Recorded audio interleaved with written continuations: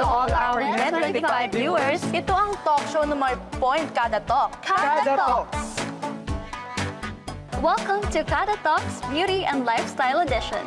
Kaya naman, sabay-sabay po nating i-welcome si Miss Bitsy Giliano. Actually, nag-start ako, mag-isa lang ako kasi working student ako and then kailangan ko mag-fund Then after nun, nung tingin ko na kumikita naman, nag-hire ako ng isa pang staff. Then dalawa talaga kami nag-grind nun.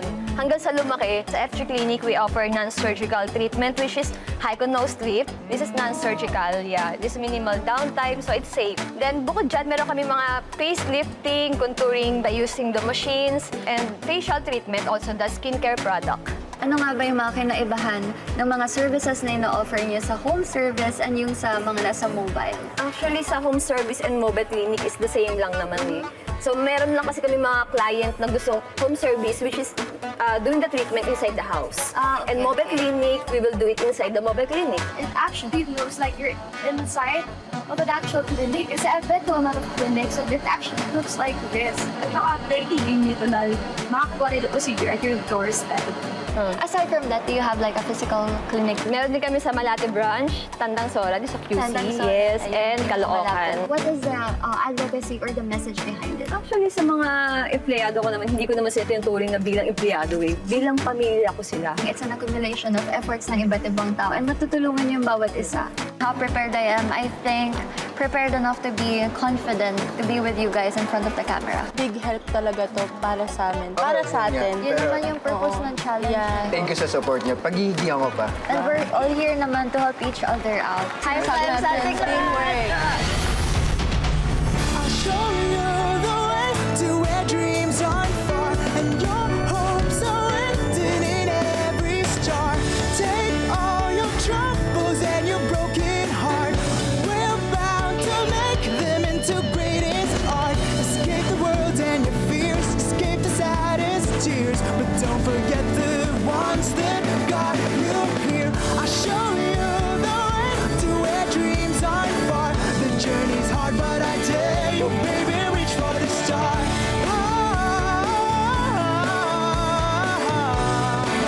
I dare you, baby, reach for the stars. Let them know you're there. Let them see you're there. Let them know you're there. Oh, baby, reach for the stars. Let them know you're there. Let them watch your glare. Oh, I dare you, baby, reach for the stars.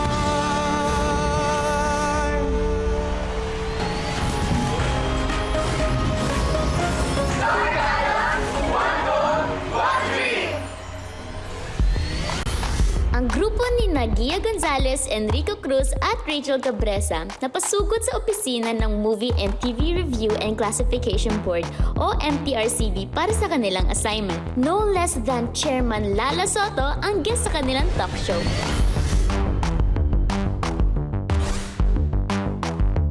Magandang araw sa ating viewers and followers. Ito ang talk show na may point kada talk at may sense kada talk. My love Kada Talk, Friendly Talk, Barkada Talk, and Kada Talks! Bago tayo magsimula, gusto ko itanong, when was the last time na nanood kayo ng sine or nanood ng movies online? Well, ako last January. January Yes. pa? Oo, pero feeling ko fresh pa rin sa utak ko yung napanood ko eh. Okay, I Yes. see. Ako naman, I think last year pinakalas ko talagang napanood. So, do Okay. you prefer online movies, watching online or in the cinema? Ngayon, nanonood ako ng mga sa internet, like sa social media. Pero may marami akong mga kaibigan na gusto talaga nila manood sa mga big screen, like yung mga cinema, mga ganyan. Yes, true. Well, ako bet na bet kong manood sa cinema. Kasi malaki yung screen, you know, popcorn vibes, mga ganon. Wow. Alam niyo ba guys, sobrang sakto ang cinema feels niyo kasi ang makakausap natin today sa Kada Talks is no less than the very chairperson of the Movie and Television Review and Classification Board, or MTRCB, si Miss Lala Soto! Wow! Hello! Hello po. Thank you for having us. Yes, thank you. Thank you for coming by. So beautiful. Thank you. Thank you for having us. Welcome to the MTRCB.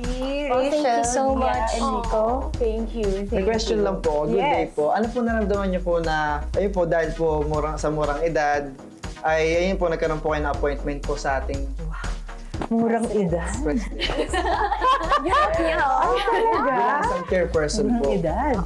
Well, of course, I was so happy. I was so honored when I learned that I was appointed as MTRCB chairperson by the president. Tamang-tama siya. I grew up in the industry and I do have skills rin naman in terms of leadership because of my 18 years of experience in public service. Considering that public service is really my passion.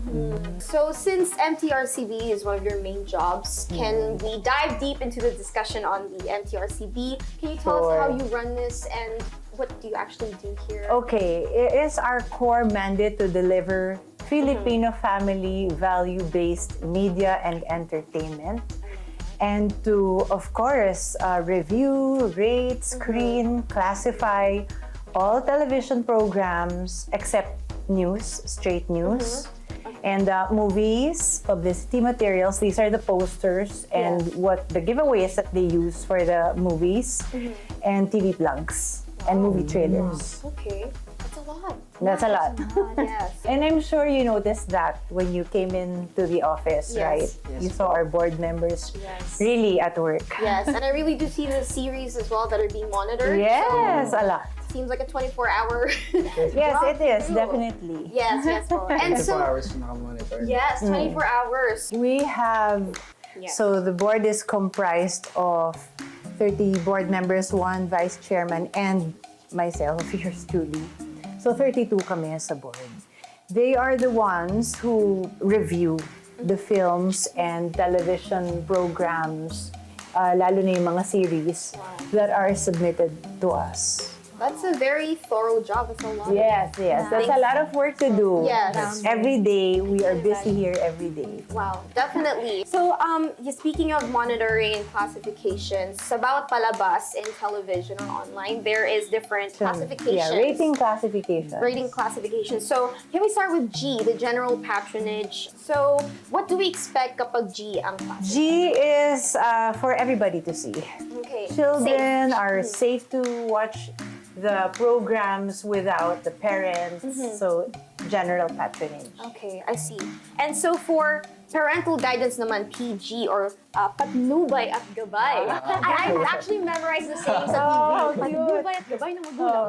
Yes, so with that, kailangan may katabing adult. Yes, What is the role patnubay at of- gabay. So that means PG is parental guidance or patnubay at gabay ay Yes. kailangan, no? Yeah. So these are for children below 13 years of age na it's okay for them to see. The board believes that it is okay for them to see whatever will be exhibited Yeah. on film and on TV, but parents should be there to be able to explain in case there would be questions. To make sure na guided ang pinapanood nila. yes. Very true.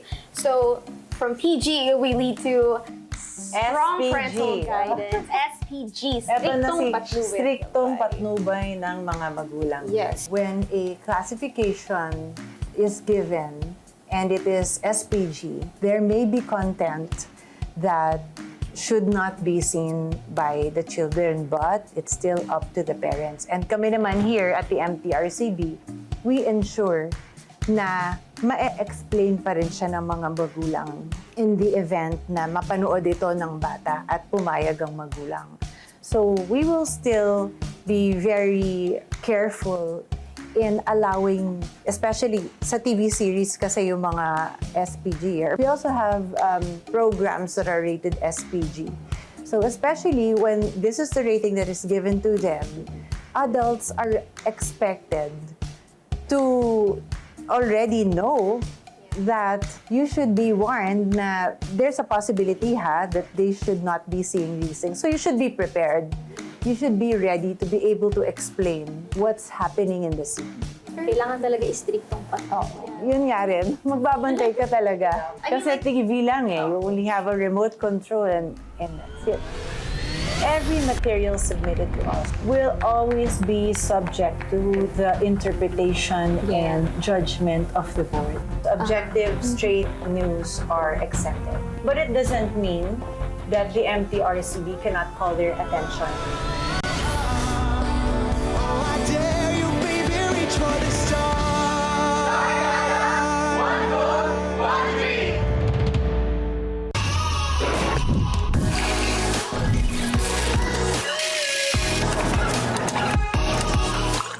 Each individual has their own goal. Every shot we make takes us to a whole new distance. And where the grass is green, something will definitely begin. This is the third Net 25 Golf Cup, April 14, 2025 at the Alabang Country Club. For inquiries, you may contact 0951 597 5645, 0917 322 8369. Stream a lot of social media videos? Fun, but too much of it isn't good for you. Studies show that people who spend a lot of time online are more likely to experience depression, anxiety, and lower feelings of self-esteem. Excessive social media and app use can even change your brain.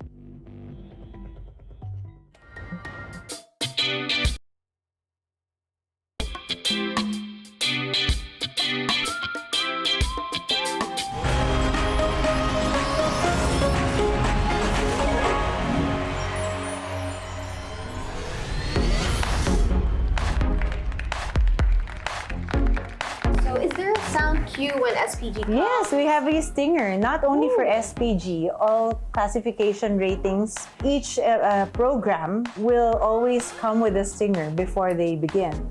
So it's like our way of calling the attention of parents and letting them know, oh, it's another show, you should be worried.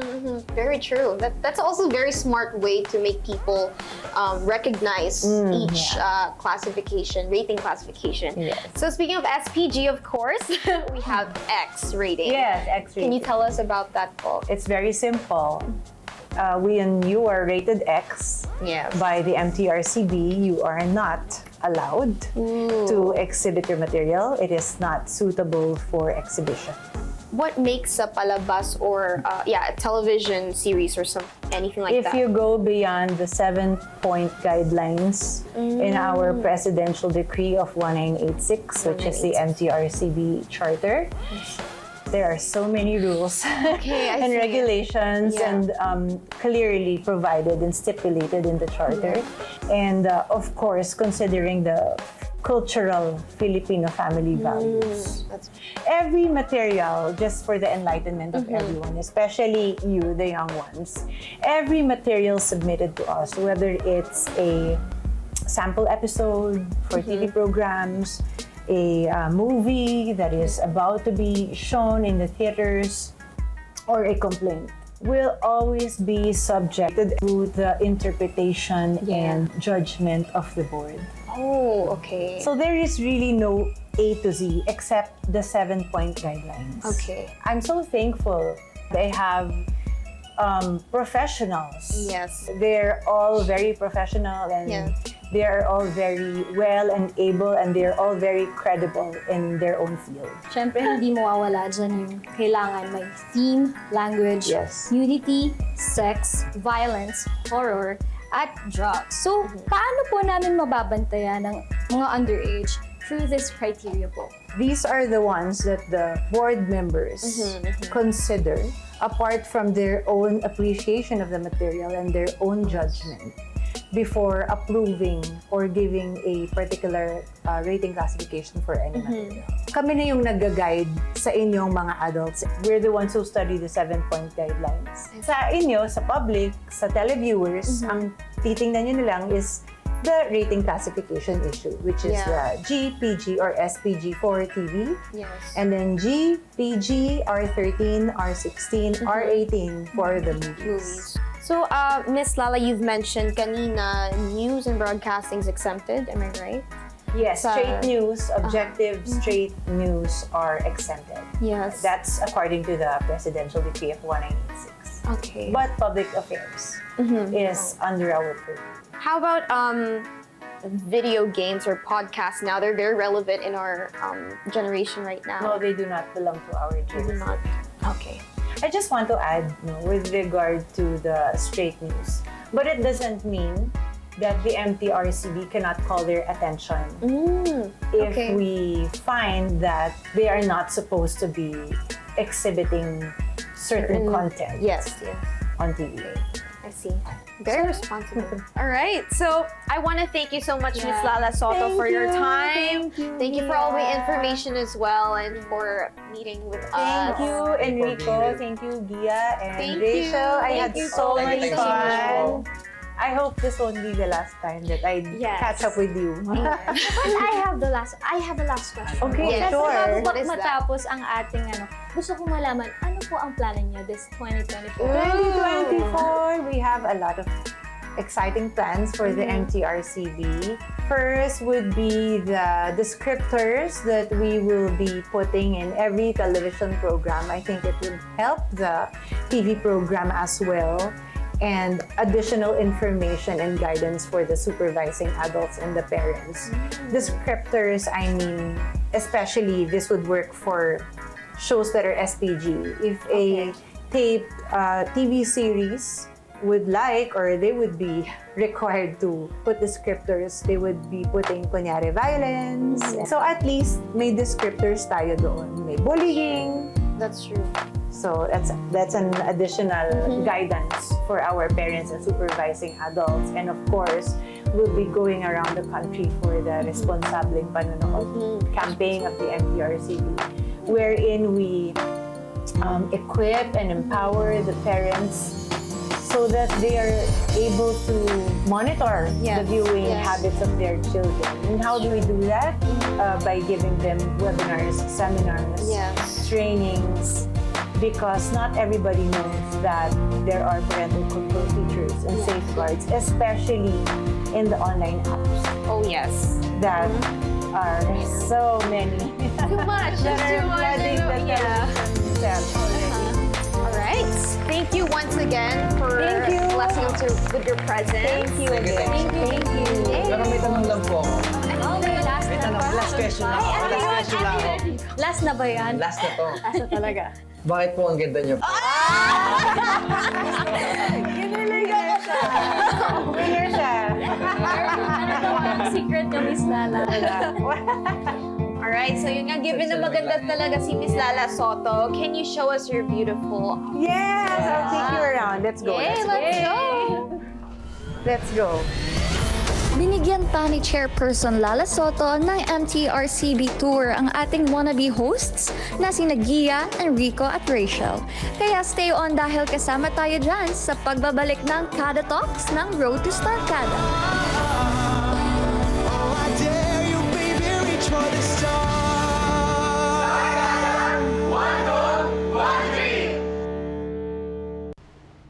Si David makatutulong para magtagumpay ang tangye. Kaya kung gusto mo siya, sundin mo ang puso mo. Pero kung ayaw mo sa kanya, mas mabuti pa sigurong layuan mo na siya ngayon pa lang. Si Jana. Ready na bang harapin ang feelings niya? Rising with the Wind. Panoorin mamaya, 7:30 p.m. Dito lang sa Net 25. Let's get together. Sunday 25. Each individual has their own goal. Every shot we make takes us to a whole new distance. And where the grass is green, something will definitely begin. This is the third Net 25 Golf Cup, April 14, 2025 at the Alabang Country Club. For inquiries, you may contact 0951-597-5645, 0917-322-8369.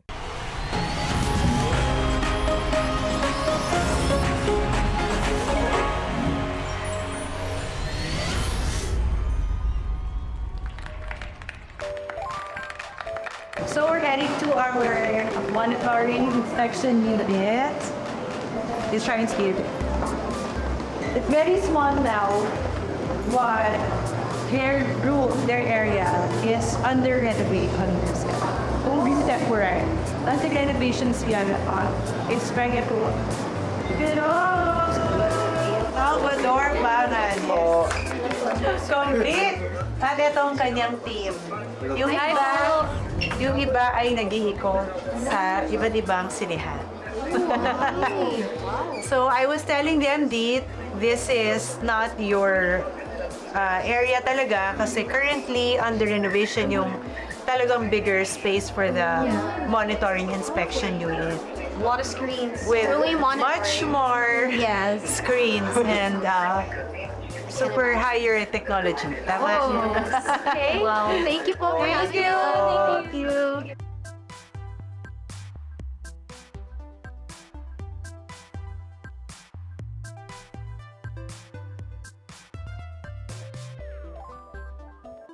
This is where we conduct our conferences, especially the pre-conference that I would always do with the stakeholders.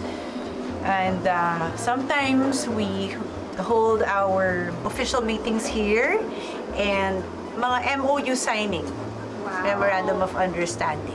Yung naririnig nyo, that's from the preview rooms. They're currently reviewing movies as we speak. And I'll show you our mini theater. Okay.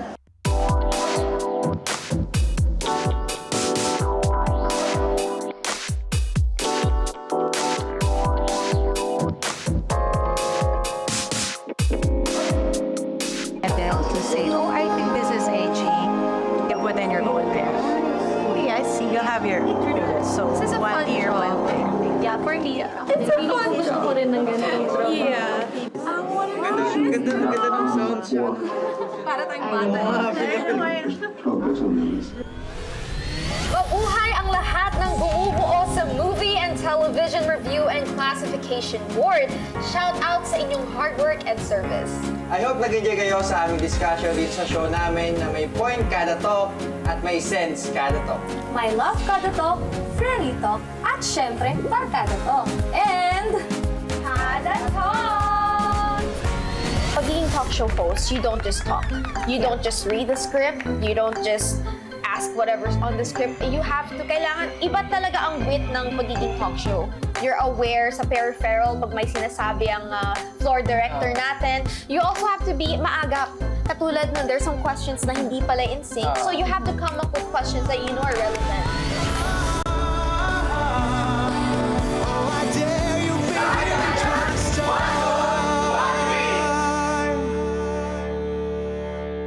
Ang paborito niyong kasalasangan, araw-araw papasyal sa inyong mga barangay. Sa Lunes, magandang bungad sa atin ang Barangay Project 6, Quezon City. Sa Martes, bida naman ang mga taga-barangay Ramon Magsaysay, Quezon City.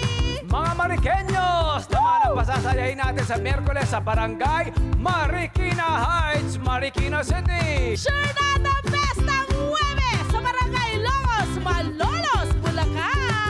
At sa Biyernes, hindi tayo malulumbay dahil tayo naman ay nasa Pasay sa Barangay 201, Zone 20, Murville, Pasay City. See you every day mga kabarangay, 7 a.m. Dito lang sa kabarangay nyo, LDE, Love, and Everything! Let's get together.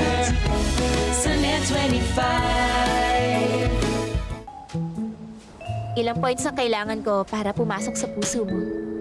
Natutunaw na nga ba si Julian the Iceman?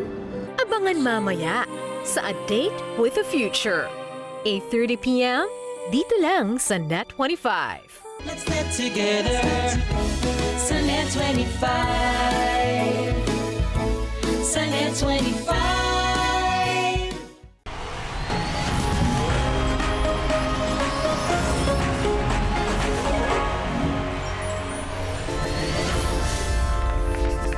Talk show hosting with MTRCB? Done! Ano kaya ang magiging rating sa hosting nila? P as in pasado Or SPG as in, sige practice guys. Pakinggan ang kanilang sariling verdict. So, guys, let's talk about what we feel after. So, ano ang initial comment and reaction nung nabigay sa atin ng talk show task na to? Nakakakaba, right? Yeah. Ikaw, kinabahan ka ba? Really, I was really more excited to meet Lala Soto because it is talaga honor na mag-interview ng such an important department sa Pilipinas. Totoo, Yeah. totoo. Kahit man ako kinabahan, na-shock din ako sa binigay sa atin yung script. Kasi MTRCB yun eh. Yes, Oo. yes. And, syempre, Miss Tapos, Lala Soto. oo. Yeah. Diba? In person pa yung interview pa natin. No? That's Yeah. true. Ano ang feeling nyo nung nag-roll tayo? A lot of emotions eh. Kinakabahan, natatakot, masaya, excited. So, mixed emotion. Yeah. Pero, di ba? Ang saya, di ba? It is Oo. a very enjoyable experience. For me, I felt in my element kasi if you guys know, one of my goals talaga is to have a talk show din. Kaya parang I felt like, okay, I can see myself doing this. I was happy while doing it, and I'm a very curious person. Kaya parang naging flowy din yung pagtatanong natin. So, yeah. How about you? Ako naman, kinakabahan ako syempre na masaya ako, thankful din ako. Kasi bihira lang talaga mabigyan ng opportunity na ganito. Yeah, Yes. totoo, Na may totoo interview yan. natin ng isang interperson, di ba? Yes. Totoo. So, feeling mo, nung natapos yung talk show natin, ano yung pakiramdam? Sabi ko, successful ah. Nakaraos din, ayun. Yes. Nakaraos din. Nakahinga ako ng maluwag, parang natanggalan ng tinik. Halata nga eh, parang nakita ko to sa Enrico, ang laki ng hingi niya. Oo. No, yung pag ganun Kasi pa eh. kasama kasi yung lamig sa aircon. Sa bagay. Kaya nakakatawa na talagang nakatapat sa ulo Oo. natin. For me naman, I felt very, parang nag-accelerate ako. It's a different grade, especially in a talk show or interview na it's about something serious.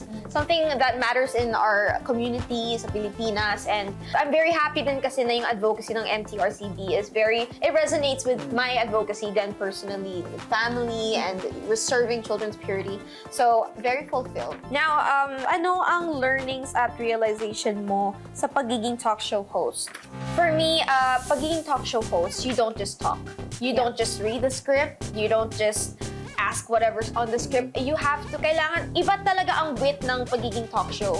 You're aware sa peripheral pag may sinasabi ang floor director natin. You also have to be maaga. Katulad nun, there's some questions na hindi pala in sync. So you have to come up with questions that you know are relevant.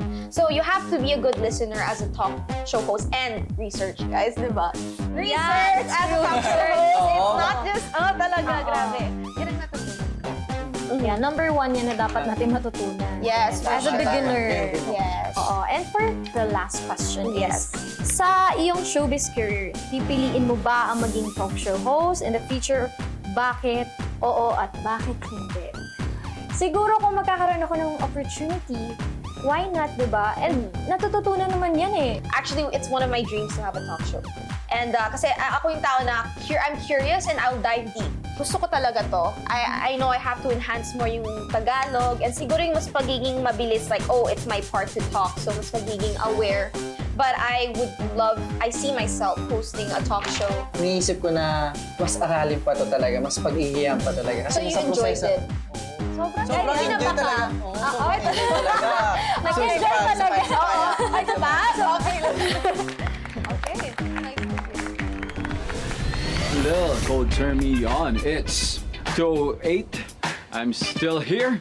Your DJ Starkada Dre, hang out with DJ John Lem. Bukas, mag-onboard sa radio DJ hosting naman ang ating ka-Starkada. Sino kaya ang wagi? Sino ang wale? Let's watch and listen to our DJ wannabes bukas dito sa Road to Starkada. Ang dami nila kanina. Nandito ako, nakaupo ako dito kanina, oh. Nakaupo ako dito, tapos hindi mo lang ako pinansin. Ano? Nasa stasyon pa tayo. Ano?